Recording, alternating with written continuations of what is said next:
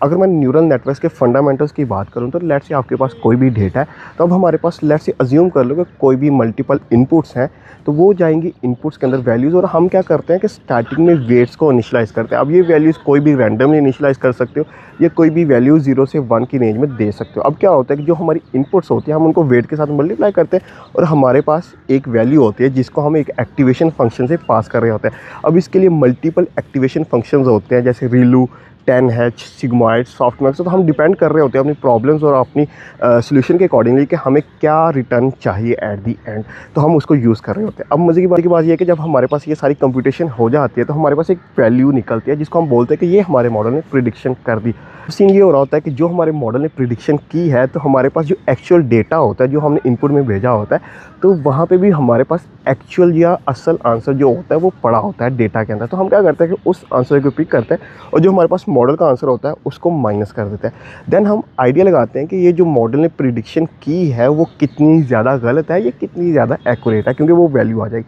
अब let's say हमारे पास कोई भी वैल्यू आ जाती है तो हम उसको एक एरर फंक्शन में पास कर रहे होते हैं। अगेन क्लासिफिकेशन रिग्रेशन के लिए हम मल्टीपल एरर्स को यूज़ कर रहे होते हैं, मैट्रिसेस को, तो हम अगेन उसकी इंट्यूशन के हिसाब से यूज़ कर रहे होते हैं। जैसे ही हमारे पास कोई एरर की वैल्यू आती है तो हम क्या करते हैं, जैसे ही वैल्यू फॉरवर्ड आई थी उसी को बैकवर्ड भेज देते हैं। बैकवर्ड में क्या कर रहे होते हैं कि हम यहाँ पे अगेन कैलकुलस डेरिवेटिव वगैरह का यूज़ कर रहे होते हैं। तो हम क्या करते हैं कि हर न्यूरॉन्स जहाँ से ये आउटपुट बनी थी, हम क्या करते हैं उनको पेनल्टी डालते हैं। हम बोलते हैं कि भाई ये जो तूने आंसर दिया ना ये सारा गलत है, इसको वापस लो और इसको ठीक करके दो। तो वो क्या करता है कि हर न्यूरॉन जो कि वेट्स बेसिकली हमने इनिशियलाइज़ किए थे उसकी वैल्यूज़ को अपडेट कर देता है। अब जब वो अपडेट कर देता है ना, तो अगेन वो क्या करता है कि अगेन उसके पास कोई इनपुट आती है, वो अगेन सेम नए वेट्स के साथ फॉरवर्ड होता है। ठीक है, अब फॉरवर्ड होगा तो उसके अगेन हमारे पास आउटपुट आएगी। देन अगेन हम कैलकुलेट करेंगे अपनी प्रिडिक्शन वैल्यू के साथ, तो वो अगेन देखेगा कितना एरर आएगा। एंड हम उस तब तक करते रहते हैं जब तक कि हमारा एरर काफ़ी हद तक कम ना हो जाए। तो ये काफ़ी मज़े की फंडामेंटल गेम हो रही होती है मशीन लर्निंग के अंदर।